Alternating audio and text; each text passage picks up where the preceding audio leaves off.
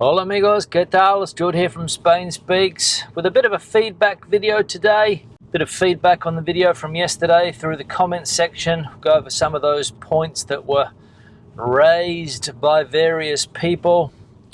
Get my 20 cents worth on some of the topics as well. Bit overcast today, as you can see. Bit of light rain. Just get over this stretch here. This road seriously needs to be repaired. But anyway, so we'll get onto this main strip here. Go for a drive around this area. Have a bit of a chat, which is the reason I'm doing the video today in the car. And sorry for the windscreen wipers going on and off there, but nothing much I can do about that. So yeah, a bit of feedback from yesterday's video. Lots of talk about politicians. Somebody said that the Spanish government needs to resign. I said that that won't be happening anytime soon. Politicians in Spain never resign over anything. In fact, I can't recall a politician resigning in recent times. Well, actually I can. There were a couple in the Pedro Sanchez government a few years ago when that government first came to power. They kicked out the previous government and a couple of ministers were forced to resign. I think the Minister of Culture was forced to resign because he didn't declare income tax on a second residence or something like that. So he left fairly quickly, or maybe one other.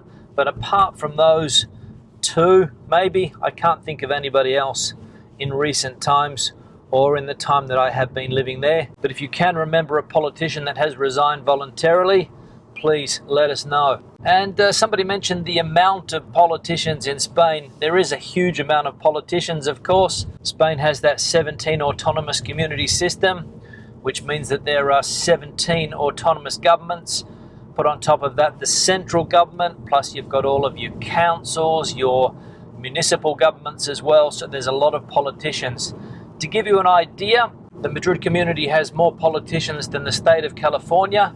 And the state of California is a lot wealthier than the community of Madrid. So you can put that into perspective there. Now also a bit of feedback about Gibraltar, because we were talking about whether the UK decision was political or was it based on health reasons. And of course Gibraltar is one of the main reasons for the bad relations between the Spanish governments and the UK governments. Never really understood Gibraltar, never really understood its purpose in recent times. I can understand that a few hundred years ago it was a very important strategic place, but today of course it seems to bring more negativity than positivity. Of course the tax regime that they have in Gibraltar, the fact that it is part of Spanish mainland.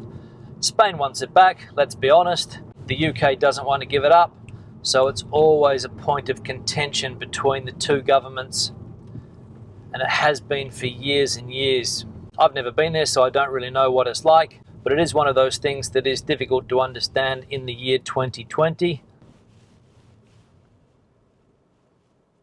Bloke's just fallen off his motorcycle here.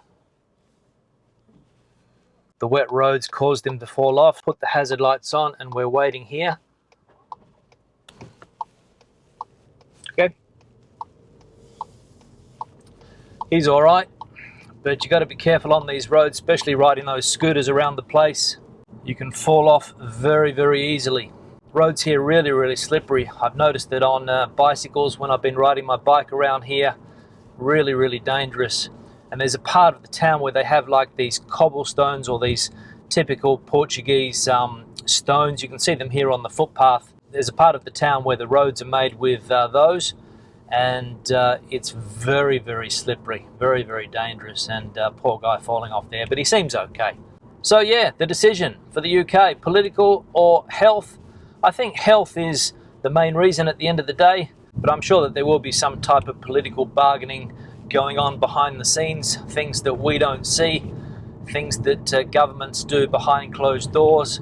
And of course it is, as I said before, a very important bargaining chip, not only Gibraltar, but also all of those tourists that come to Spain from the United Kingdom every year. And that leads me to another point, just how important tourism is for the Spanish economy. It's only around 13% of the total economy. Spain, of course, has other industries, tourism is not the only thing. It's an important aspect, but it's not the only thing that goes on in the country. There are some places around Spain that do depend on tourism more than others. And we have mentioned those, the Canary Islands, the Balearic Islands, for example, very dependent on tourism.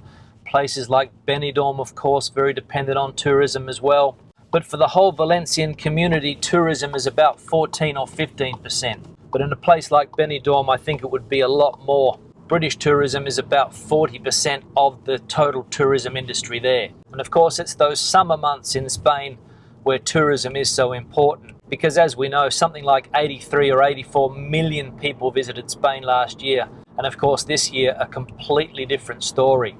So we'll go for a drive along here. This is the main strip between two of the important towns in this area. You've got Peniche behind me, where we have just come from.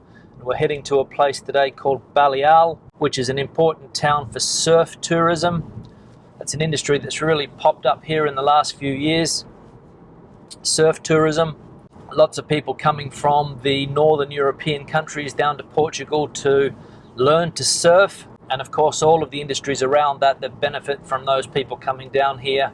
The restaurants, the hotels, Airbnb in this area has really grown in recent years. But as I said in the video the other day, tourism really affected here. As you can expect, not easy to get flights. People don't want to drive down. There are tourists here, don't get me wrong. There are people from Germany, Scandinavian countries that have come down.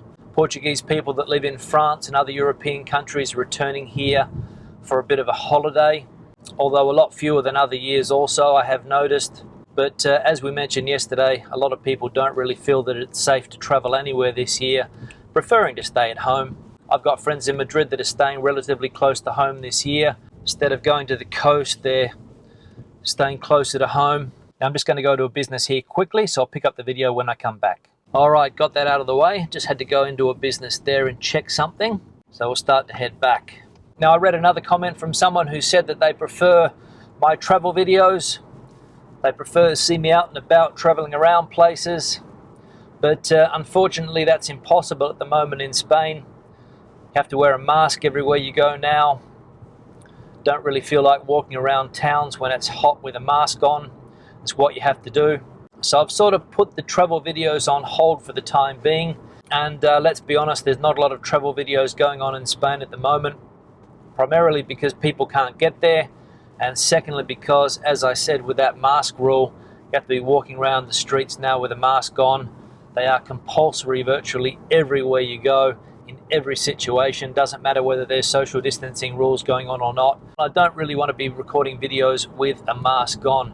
So hopefully people can understand that. But as soon as those mask restrictions are eased, I will be back out and about traveling around Spain. And just on that tourism aspect of Spain as well, one of the big problems that Spain has is the type of tourism model that it has chosen, this mass tourism model, where you go to these places on the coast and people are packed in like sardines in hotels, on beaches, restaurants, tapas bars. Everything in Spain evolves around a very close contact type of tourism. If you go to even places like Logroño that I went to last year, and you go to that famous tapa street there, which is called Calle Laurel, all of those places there are completely packed with people. And of course, at the moment, it's very, very difficult to go to these places or for these places to adapt to the new situation. And even in a city like Madrid, in that central area, that central tourist area there, again, everything is just so crowded. The tapas bars are normally quite small. The restaurants in that part of the world are small as well. And people are really crammed into these places when they're eating tapas, dining, having a drink. And of course, that has all been lost. And let's be honest, it's going to be difficult for the next couple of years for that type of tourism to return. So bad news for that. Now I'll start to wrap the video up. I'm coming back into Peniche now. Questions or comments, please leave them in the section below. Give the video a thumbs up if you liked it, thumbs down if you didn't. I'll see you in the next one. Hasta luego.